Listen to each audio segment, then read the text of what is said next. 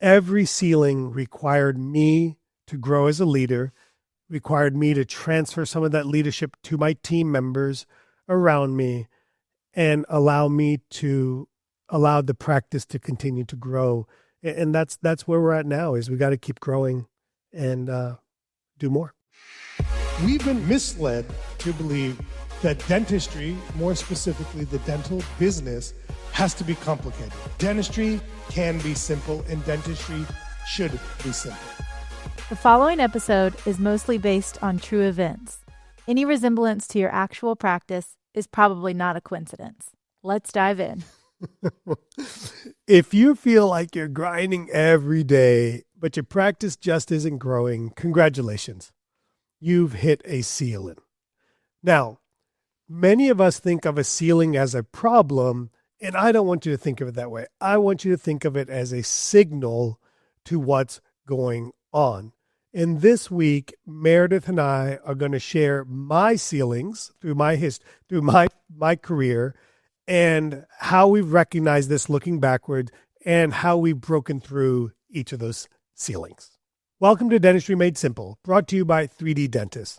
I'm T-Bone, and this week I'm joined by Meredith Cooper-Jones, who is no longer pregnant. Are you, Meredith? No, not anymore. Never again. And our goal each week is to help level the playing field for the individual dentist.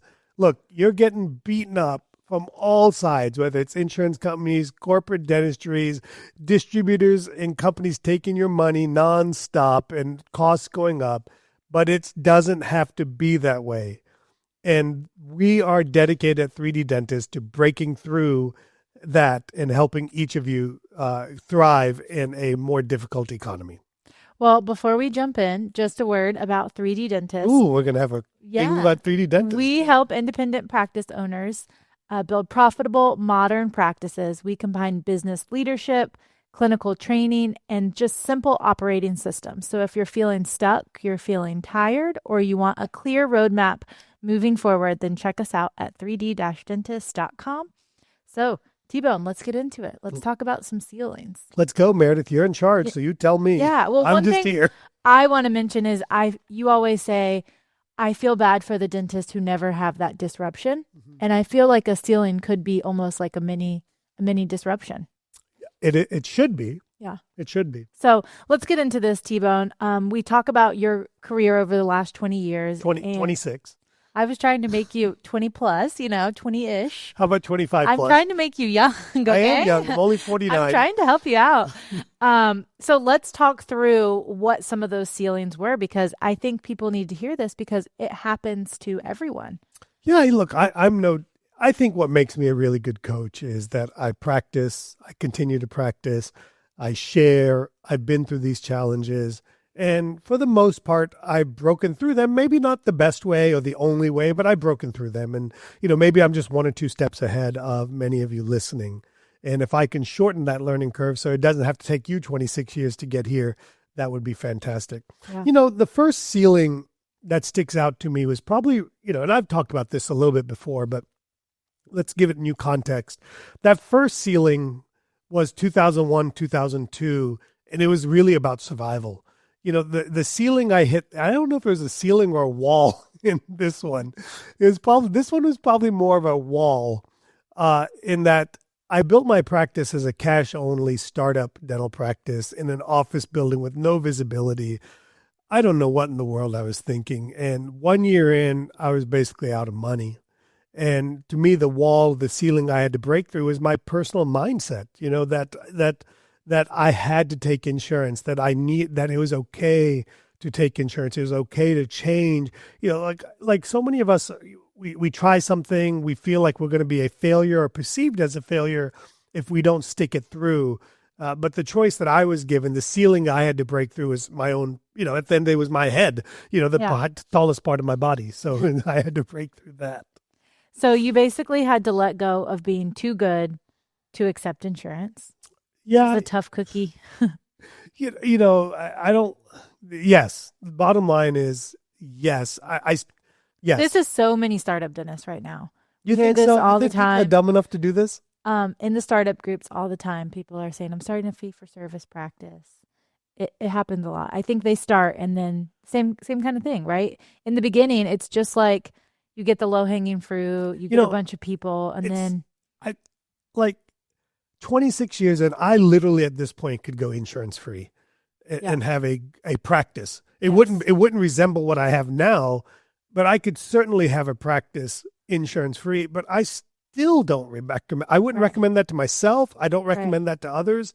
I don't think it's smart yeah, to be insurance free in a traditional 3D dentist style practice where it's going to be multiple providers and everything. yeah. So Well, so many of the startups now, they're just you can't be so rigid about your ideal practice, and you have to just make it through that startup yeah, phase. kind of before we transition to the Yeah. next one, here's what I would say in this is you can't have too much. Like I'm a prideful person. Okay. I'm 100% a prideful person, but you can't have too much pride because if you don't make it past survival, you'll never be able to make it to the next step. If I had not started taking insurance in 2002, late 2001, 2002, if I had not started taking insurance, I wouldn't be where I wouldn't be where I'm at today. 3D dentist wouldn't exist. My speaking career wouldn't exist. My clinical skills wouldn't exist. My family life as it is right now wouldn't exist. Like so much wouldn't exist Yeah. if I didn't get past that pride issue. And yeah, we just got to get past pride at Yeah. some point in time. I think that's why you kind of have a soft spot for some of the startups in our Yeah. group. So you survived startup. Yeah. What was the next ceiling? The next ceiling, and it's interesting. My next ceiling was I said it was I said it was economy made, but looking back, it would have happened either way, and that was 2008, 2009. It was a crisis. The Yeah. economic crisis created a ceiling. And, up until that point, I was doing insurance dentistry, doing a lot of quadrant dentistry, doing all the things we teach in fewer well planned visits, Right. doing the occasional home run big case, occasional being at least 2 to 3 cosmetic cases a month. But my skill set was really, I didn't realize it at the time. My skill set was holding me back.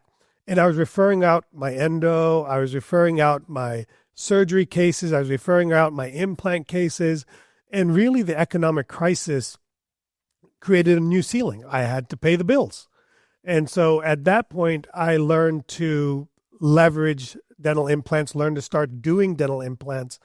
And the other thing that looking back at that time, I really doubled down on the concept of having a dedicated treatment coordinator, not a treatment coordinator that was doing partly this and that and 5 different seats. Really became they got their own office, their own consult room. That's where they were at. They didn't answer the phone calls. At that point, we were doing no marketing to get phone calls directly to them. But it was really their job was there to be there for new patients, existing patients, to make sure my book of business was full and to focus on being able to do fewer well-planned visits and yes to the best dentistry.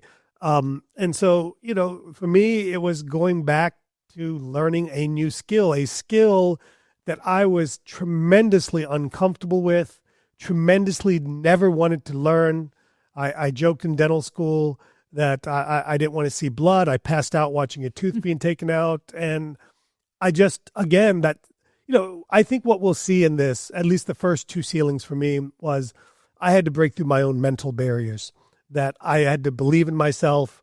I had no choice but to believe in myself on the implant side because that was the easiest growth model. I think we talked about that recently, that it's the biggest growth revenue opportunity for any dental practice.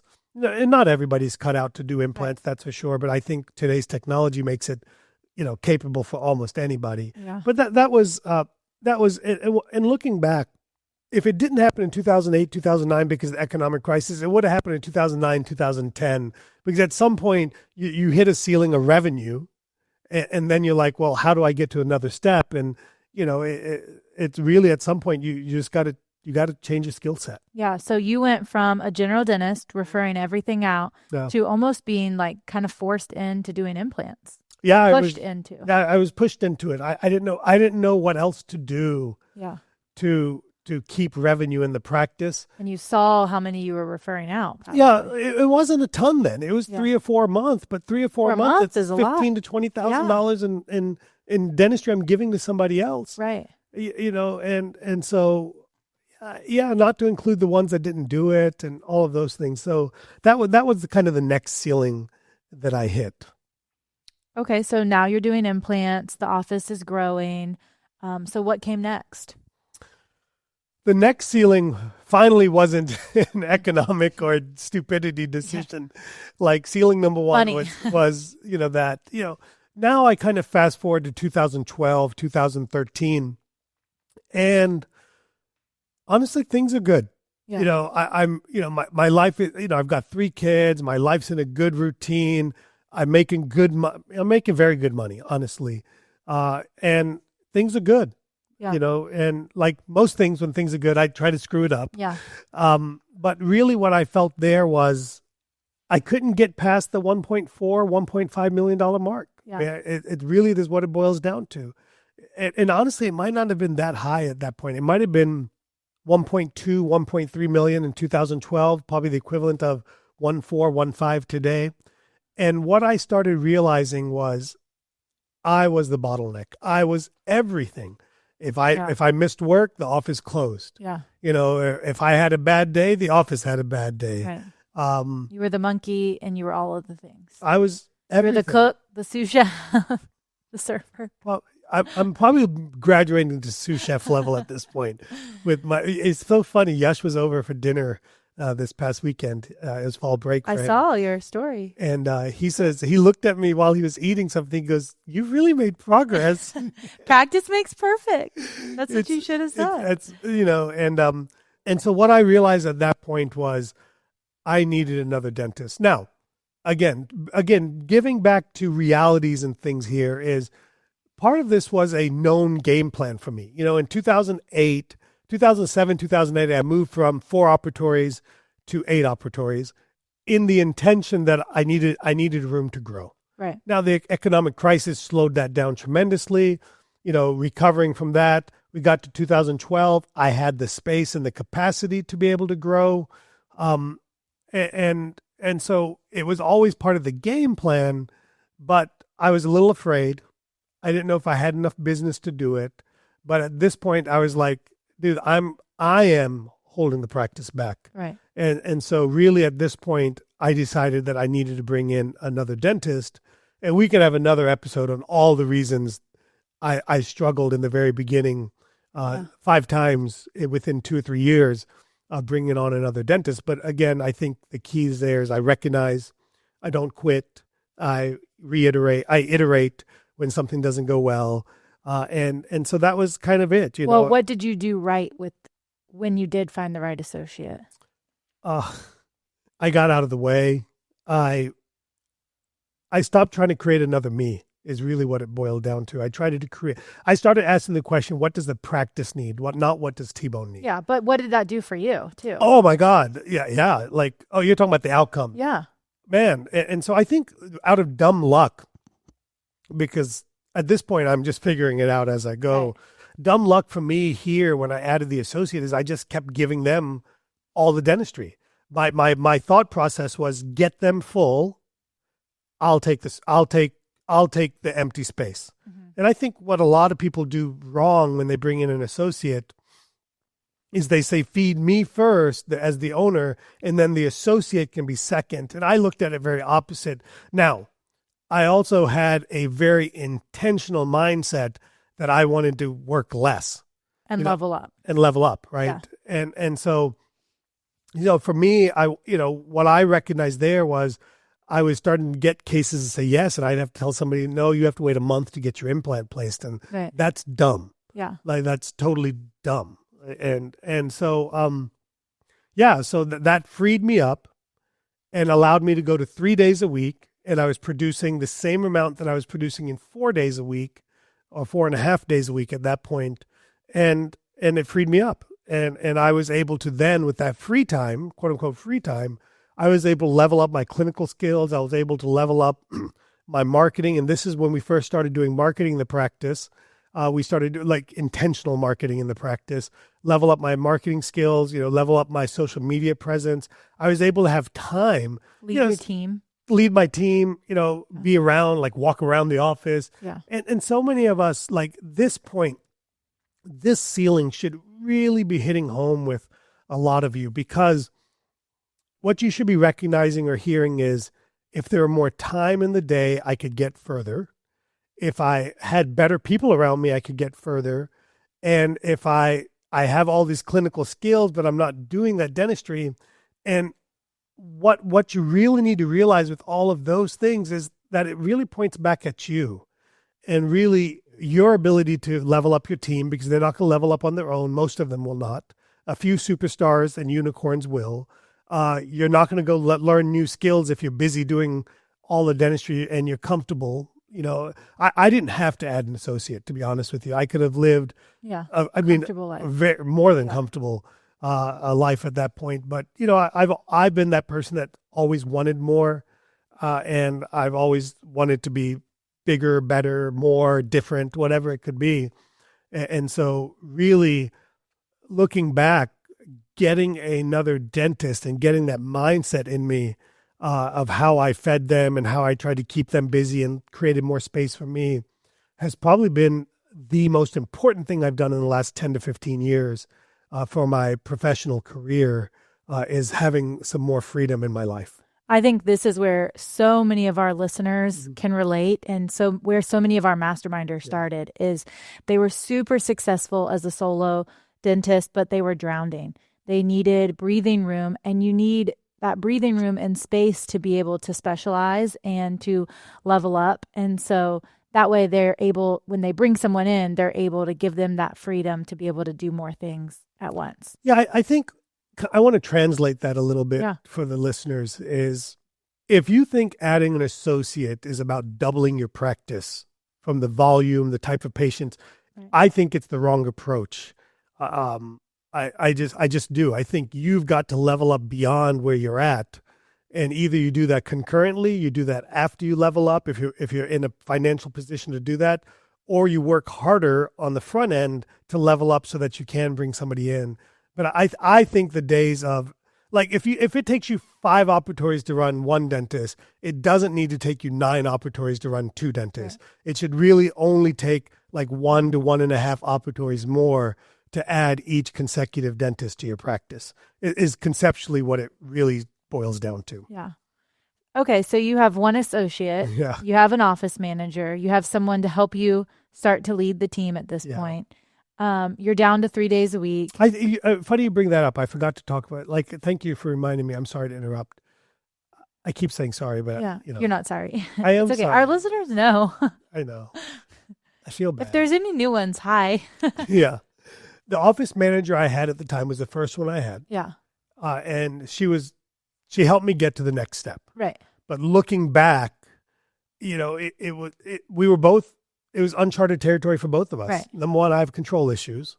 And most office managers, and I don't want to say this in a negative way, but most dental practices aren't ready for. No, they're ready for office managers, but the concept of office manager has to change. A real office manager. No, it has to. Like, it is 2025, maybe 26 when somebody's listening to this. It's an office manager today in 2025 is not the office manager in the early 2000s. That was a babysitter at that point. Today, an office manager has to be a leader and has to be someone that's involved in your business, not just someone that hires and fires and handles things for you. Yeah. That is not the modern day office manager. So I that's what I meant to say. I apologize. So you're down to 3 days a week. Yep. You're working less. You're making more. Everything sounds great. So what's the next ceiling? Where are we on the timeline too? What year are we in? Now, that was 2012, 13. Yeah. My next ceiling I hit was like 2018. Yes. And so I want to kind of these ceilings are kind of, for me, they're predicated on really 2 things looking back. Okay. Number one is my just desire to constantly be moving forward. Like, I just don't like feeling stuck. I don't like feeling like I'm not growing. So that's number one. It's a feeling I have. Like I feel like I'm bored. Like if I come in and do the same thing over and over again, like that doesn't. I still luckily still haven't hit a phase where that's what I want. Okay, I'm sure that time will come, but I'm not there yet still. And then the second thing is for me, and probably the bigger one for to signal it to me is my revenue stays stagnant. In other words, it's up a little bit, maybe a couple of 3% a year, but if I find that we're doing the same thing for a couple of 3 years, something's not right. So, And you always say that about team members too. If they're doing the same thing, yeah, 3 years is kind of like the magic. yeah, 2 to 3 years. Yeah. Yeah. They should be Leveling up at some Yeah. point. Leveling up, leveling out. Yeah. Okay.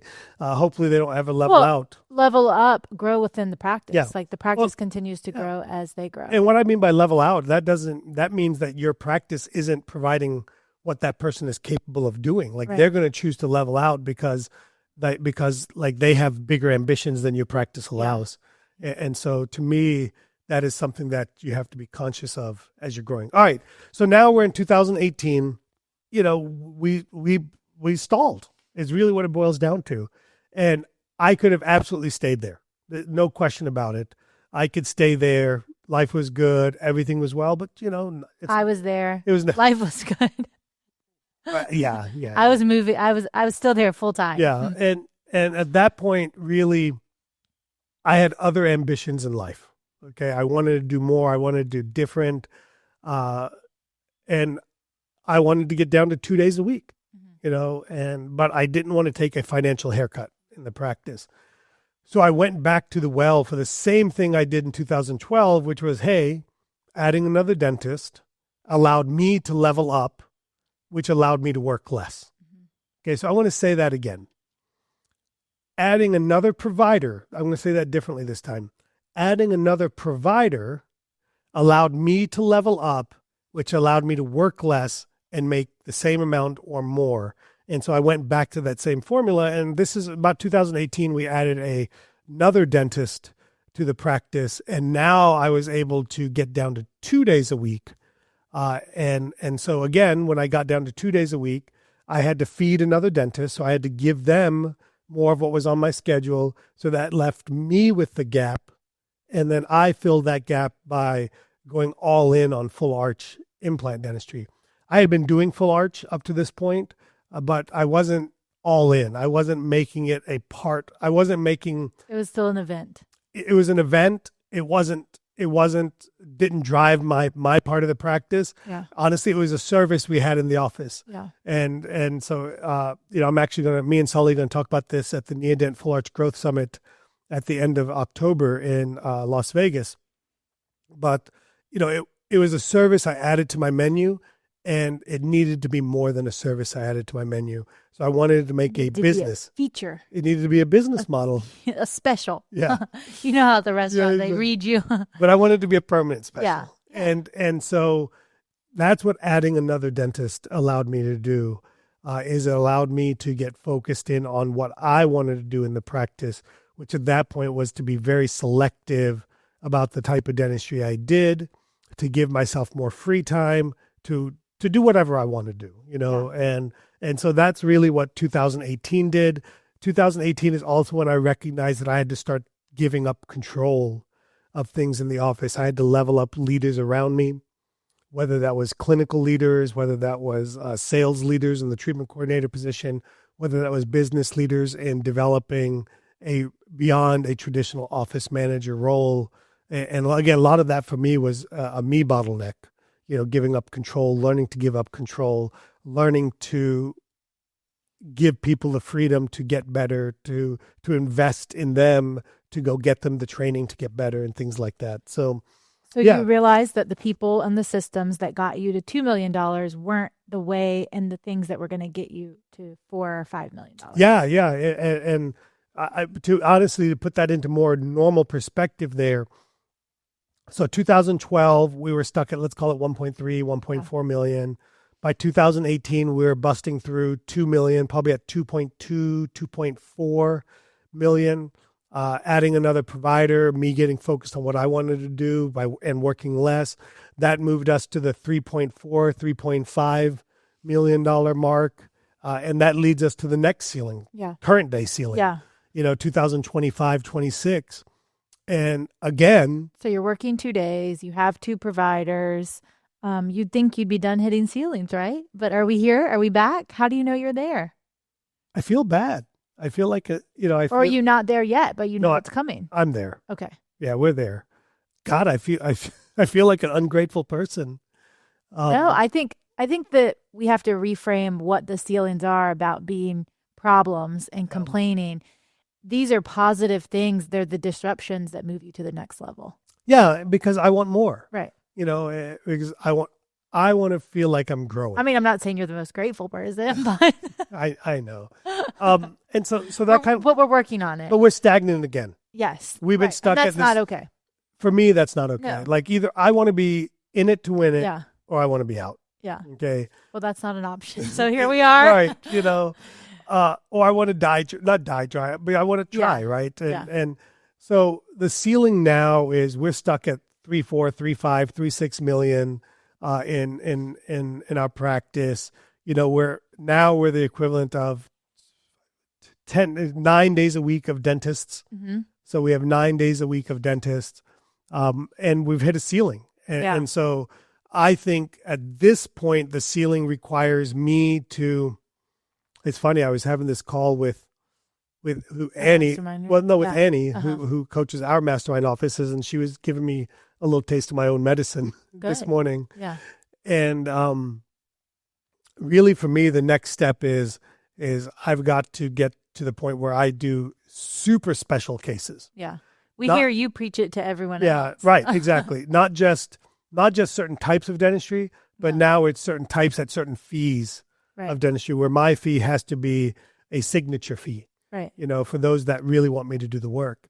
And so that's the ceiling, the mindset ceiling I'm going to hit there is bringing in somebody else who essentially can replace me. Mm-hmm. And my ego accepting that I could be made irrelevant in the office, which in so many ways is exactly what I want. I was going to say, the Walmart greeter. We just need to put your picture up there. Which is exactly what I want. But there's a part of me. Maybe we take the cutout we have here and we that take is it to the office. Holding me back. And carry you around and, so you feel like you're always there.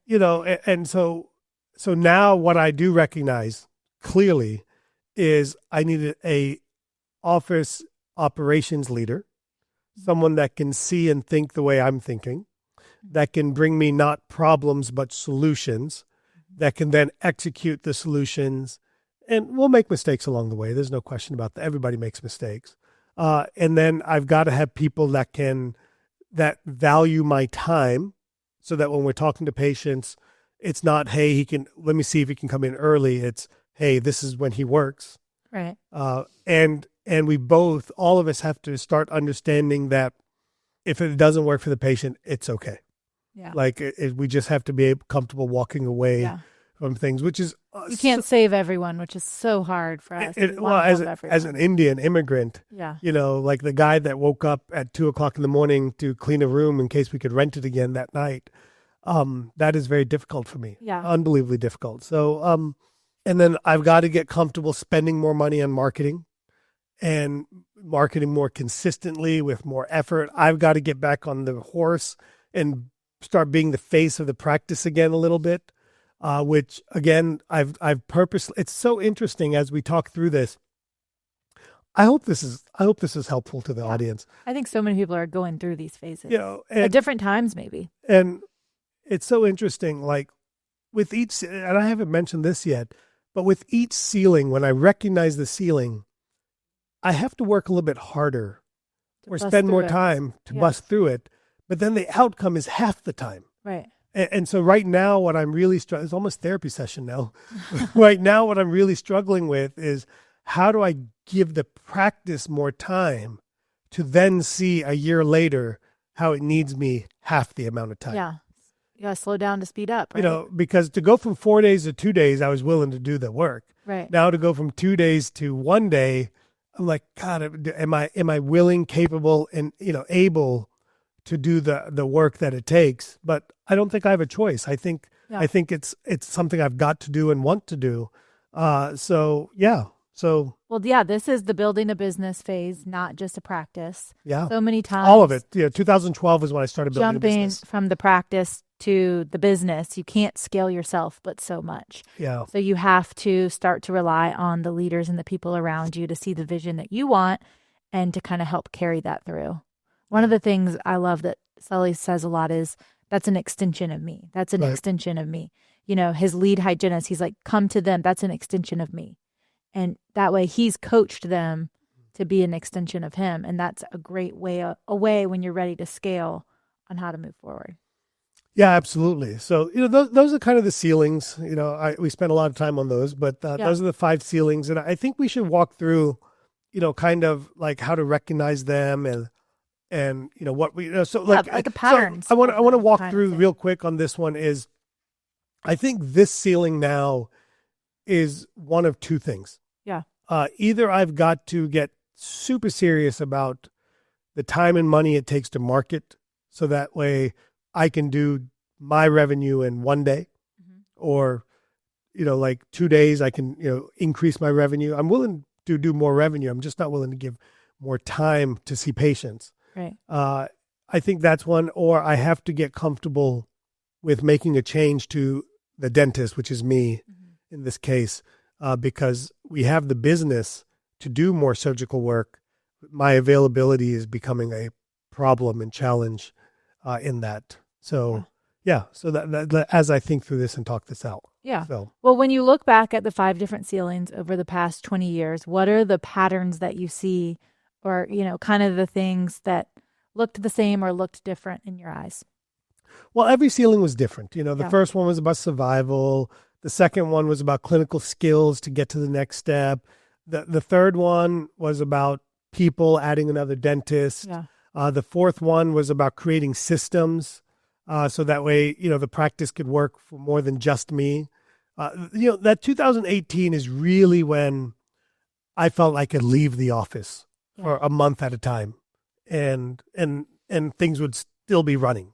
That's kind of what that created for me. And I think the 2025, the current ceiling, is really about redefining the vision I have for the practice going forward. But what was common in all of that was me. I am, my ability, my desire, my investment in myself to grow as a leader has been the big challenge in all of those. Yeah. And so far, who knows what the future will hold, but so far I've lived up to that challenge. And hopefully I'll live up to this challenge as well. Yeah. I would like to think so. And I needed, and this one's important, I needed different people in the seats. Now, that doesn't mean that I needed different people. Yeah. I needed to shuffle people around. Yeah. And in some instances, I needed to add new people. And so that's been a consistent in all of these ceilings. So every time you break it, I tell all masterminders all the time. You've said it this time, is what got you to 1.2 isn't going to get you to 2 million. Yeah. Okay. Either your people are going to have to level up, or you're going to have to level in some new people, an additional or new change people to get to that next step. And I always believe you give people the opportunity to level up first. Mm-hmm. If they're not capable or they don't have that skill set, it's okay to level in and bring people in. And it's okay for you to out people or people to out. I don't think it's okay for people to outgrow you, but it's okay for people not to be the right fit in your practice. Well, that's exactly what most of our doctors are doing or going through in our 3D mastermind, kind of getting to, it's almost like a step. Each ceiling is like a step. It's a stage. But kind of on that stepping stone. And yes, each stage has its own ceiling. Yeah, kind of if so the last 6 months I've been working on developing what's called a 3D GPS, and it's our growth positioning system. I don't think you've heard this before either. So, but I sit around thinking, it's so important how important it is to have time to think. Mm-hmm. And so anyway, it really boils down to, I look at it, there's 5 stages that your practice career goes through. The 5 stages are, number 1, you're an associate. Okay. In other words, you work for somebody else, you own your operatory, and you make your living out of directly what you do in the practice. There's there's things called peak associate and things like that where you can really be good. I don't want anybody to, I want everybody to be able to control their destiny in life. And I think you can do that as an associate as long as you're in the right organization and environment to do that in. The second stage, which I think is the hardest and the worst, it's the funnest at the beginning and the worst stage towards the end, and that's being the owner-operator. That's where basically you plant your flag in the ground, you own the practice, and everything revolves around you. In the beginning, it's fun. Towards the end of it, typically around that $1.4, $1.6 million ballpark. And you can't leave and go on vacation. The place shuts down. It becomes a noose. Everybody needs to work. It becomes a noose. Yeah. And then that moves you into the third phase or stage, which is the builder stage. And this is when you really start building a business. Now you're trying to create the systems, create the scalability, create the ability that you could finally leave for a week or two and not have things fall apart. You're creating margin and freedom and margin in your life to where you can work on all the things that you say, if I had time to do these things, I could do so much more. And then that helps you get to the fourth phase, which is kind of where I'm at right now, is the signature phase, which is where you do the dentistry you want to do. Broadly speaking, you get to pick and choose what you do. The practice could literally operate without you. It still requires your revenue, but you could disappear for, to me, the difference between builder and signature is, could you disappear for a month, 4 to 6 weeks, and what would really happen to you, what would happen to the practice there? And where I'm trying to get to is the freedom stage. And I think that's the ceiling I've hit now. And the fifth stage is the freedom stage, which is literally where the practice doesn't need you clinically anymore or from your revenue, your hands to produce revenue. Really, it just needs your vision, your leadership, your guidance, your pocketbook to be able to help keep growing the practice. And so those are the 5 kind of stages that a practice goes through. And it's kind of how we coach in our mastermind. We coach from owner operator to builder to signature, and signature to reach that freedom stage. And that's kind of what I'm working on right now. Well, for a lot of our listeners, maybe they're listening to this, it's starting to resonate with them. What are maybe a couple of the signs that they have hit a ceiling? Yeah, there's 3 signs that I really think about. Okay, one is stagnant growth, like your numbers just aren't moving, or they're not moving significantly. Like in 2018, the revenue got stuck, and for the 2 years. Just like I'm hitting now, my revenue's stuck. Yeah. And when the answer is, Doc, you got to work some more. Yeah. To get that to the next step, like that's when I know I've personally hit a ceiling, because it's not the answer I want to hear. Yeah. I think we see this a lot with people around 1.2, 2.5, because that's solo doctor, and then that's bringing on one associate. Yeah. And then they think that they're going to keep growing, and they hit. And so that's hard for them to keep going. The second sign is there becomes this chaos where people ask you lots of questions. Yeah. You're like where it's just constantly like you're putting out fires. You got to get to the stage where this is great. This is the next step. And then you get back to this constant chaos. Yeah. And you're putting out fires all the time. And then that's when you've hit a ceiling, and then you're doing everything again. Yeah. If you're working in the business day to day, putting out fires, there's no way you can build and continue to grow. And what I'll tell people in their 30s is, when you get to your mid 40s, your ability to... Your back hurts because our back's already hurt. Your ability to get focused and put the energy into your practice starts getting less. Is that the burnout? I don't know. I have a hard time calling it burnout. I keep the fire just dims. I think the fire changes. Okay. You're in a different season. Yeah, I mean, I just think I can't hustle through it as the way I did. Right. Like I will if I have to. Yeah. But it'll look different. It makes sense. I just be a little slower. Probably. You just can't. I'm just making fun of his run. That's okay. All. I can't hustle through it, and so it's fair. And then your third one, I'm doing everything again. Yeah. So that's just, you're the most expensive employee in your practice. So for you do it all, it kind of holds everyone back, right? Because we need you to be doing more productive things. I used That's to, my favorite argument between the team members when somebody schedules something unproductive for you. It's like, stop doing that. We need him to be doing better things. I look back and I used to file insurance claims. There was a time where I was answering the phone, Yeah. filing insurance claims, doing confirmation calls. I mean, I was a one-man show. I remember you told me when I was an intern, I want you to sit up front and learn the business of dentistry. I want you to answer the phones. And I was like, that is not what I'm here to do. I want to learn dentistry. I want to be a dentist. And you said, I had to figure out what the patients wanted and I had to learn everything after dental school.